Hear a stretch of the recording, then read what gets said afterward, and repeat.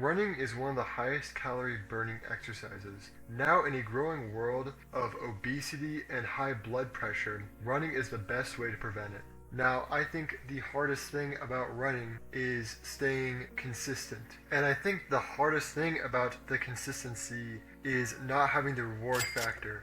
See, with weightlifting, you can actually pump out more reps, or you can actually just lift more weight and you get that immediate satisfaction. With running, you feel kind of aimless and you don't really have anything to progress by. So it's pretty hard for you to actually track progress and the satisfaction of getting better at something. Now I'm going to show you some tips and tricks I accumulated throughout the years of being better at running consistently. So if you're a gym bro, you have probably heard the terminology of progressive overload. Now this advice has been shoved down your throat so hard that you can't even swallow a goddamn peanut. Now, for the rest of you normies that don't know what progressive overload is, it's basically when you succeed at a lift, you put more weight or do more reps. So for example, let's say you do a 5x5 on bench and you just completed 135 for the 5x5. Then next time you do bench, you do 140 instead of 135. You gained 5 pounds on the bench. Now, to actually do progressive overload, you will need an app called... Now, this app is actually fucking cracked. It's probably the sole reason why I'm so addicted to running is just because of this stupid little app.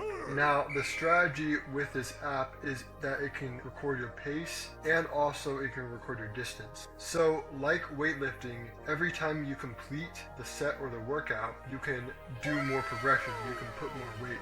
And same applies for running, is that you can do more distance and progress more and more and more. But I would recommend first doing distance, then pace. If you do choose distance, then you should increase by somewhere around 0.2 to 0.3 miles every time you run.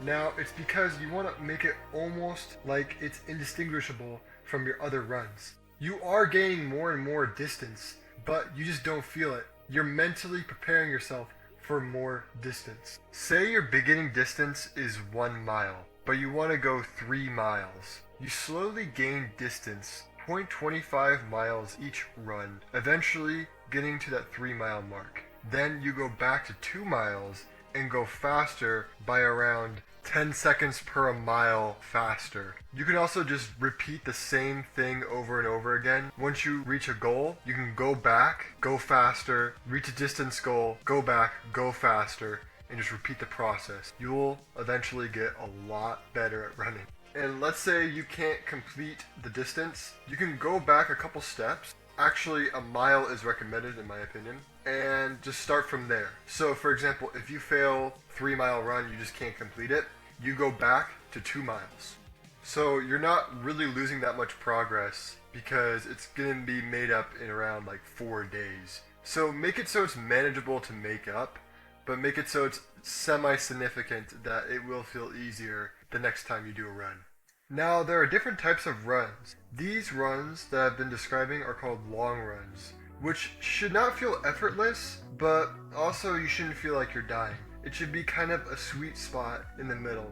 If you have any type of smartwatch or Apple Watch, you can use heart rate, and the heart rates that are good for long runs is around 140 to 150 beats per minute. Now, you don't need to do the same long runs over and over again. You can actually just switch it up. So there's many different types of runs, which are sprint intervals, hill runs, and other types of intervals. Now, I would recommend using a treadmill on this, but if you don't have one, a track can work. And if you don't have a track nearby, you can just use your neighborhood block.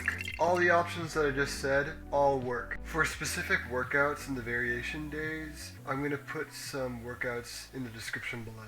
Now, that's great and all, but what about the amount of times I should be running? This is again when you use progressive overload. Let's say, for example, you started with 2 days a week of running. 1 day is a long run, and 1 day is a variation day. The variation day can be hill sprints, sprint work, or any type of other intervals. Now, let's say you've been consistent for about a month and you're ready to add one more day. I would recommend adding another long run over a variation day, but you can do whatever you want. My thinking is that variation days usually require more effort and you'll be more fatigued throughout the week. You should be adding this day as far apart as you can for the other days as possible to make it so you don't have as much fatigue on the days that you run. So there's different types of splits for the amount of times you train per week. As I said, 2 days per week should be one variation day